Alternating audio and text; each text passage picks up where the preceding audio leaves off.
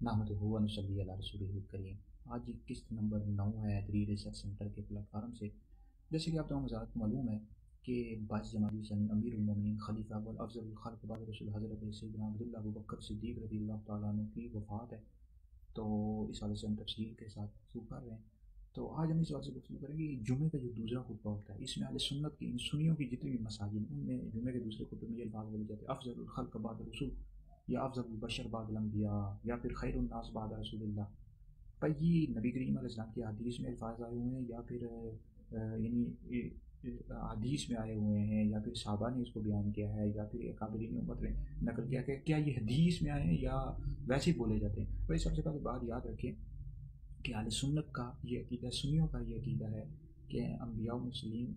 و رسولوں کے بعد سب سے افضل حضرت سیدنا ابوبکر صدیق ہیں، پھر حضرت دوسرا نمبر حضرت عمر کا، پھر تیسرا نمبر حضرت عثمان غنی کا، چوتھا نمبر مولا علی سرکار کا۔ جو بندہ مولا علی کو ابوبکر عمر سے افضل کہتا ہے، بندہ گمراہ بالدین ہے اور اہل سنت والجماعت سے خارج ہے۔ تو یہ جو الفاظ بولے جاتے ہیں افضل الخلق بعد رسول، یا افضل البشر بعد الانبیاء،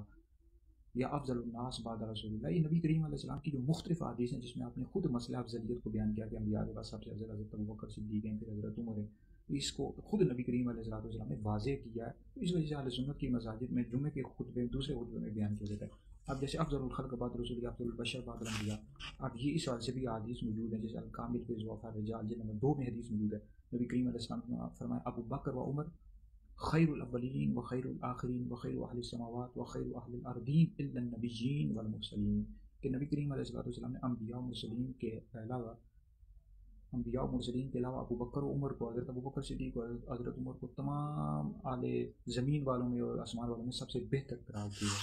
تو یہ حدیثوں میں آئے ہو اس طرح کے الفاظ، حدیثوں کا خلاصہ ہے، آپ اس کو سمجھ لیں۔ اب اسی طرح ابو داؤد شریف میں حدیث موجود ہے، مشکاہ شریف میں حدیث موجود ہے: کنا نقول ورسول اللہ صلی اللہ علیہ وسلم حی افضل امت النبی بعدہ ابو بکر ثم عمر ثم عثمان، کہ صحابہ یہ کہا کرتے تھے حضور علیہ السلام کے زمانے میں کہ حضور علیہ السلام کی امت میں سب سے افضل حضرت سیدنا ابو بکر صدیق ہیں، پھر حضرت عمر ہیں، پھر حضرت عثمان ہیں۔ تو اچھا، امت کا جب لفظ بولا جاتا ہے تو کئی لوگ یہ سمجھتے ہیں کہ شاید یہ نبی کریم علیہ السلام کی امت میں افضل ہیں، یعنی اہل بیت سے افضل نہیں ہے۔ تو یاد رکھیں جب امت کا لفظ بولا جاتا ہے تو اس میں اہل بیت بھی شامل ہیں، یعنی حضرت سیدنا صدیق اکبر جو ہیں یہ صحابہ سے بھی افضل ہیں، اہل بیت سے بھی افضل ہیں، پھر دوسرا نمبر حضرت عمر کا، پھر تیسرا عثمان کا، چوتھا نمبر حضرت علی کا۔ آج اس طرح امام احمد بن حنبل کا فرمان موجود ہے طبقات الحنابلہ میں: وہ خیر الامت بعد النبی ابو بکر و عمر و عثمان و علی۔ اس طرح علامہ ذہبی کو پڑھ لیں تذکرۃ الحفاظ میں، اس طرح امام نووی شافعی کو پڑھ لیں، علامہ ابن حجر ہیثمی کو، یہاں تک کہ رافضی شیعوں نے بھی رجال کشی میں لکھا ہوا مولا علی کا قول کہ مولا علی نے فرمایا کہ اگر میں کسی بندے کو پاؤں کہ مجھے ابو بکر عمر سے افضل کہتا ہے تو میں اس کو مفتری کی یاد لگاؤں گا، اور مفتری کی یاد کتنی ہوتی ہے؟ 80 کروڑ۔ اچھا، اس طرح مولا علی سرکار کا فرمان موجود ہے ابن ماجہ میں، مسند احمد بن حنبل میں، ہلیۃ الاولیاء میں، تہذیب الکمال میں، کہ مولا علی فرماتے ہیں: خیر الناس بعد رسول اللہ ابو بکر و عمر۔ یہاں خیر الناس کے بعد موجود ہیں کہ لوگوں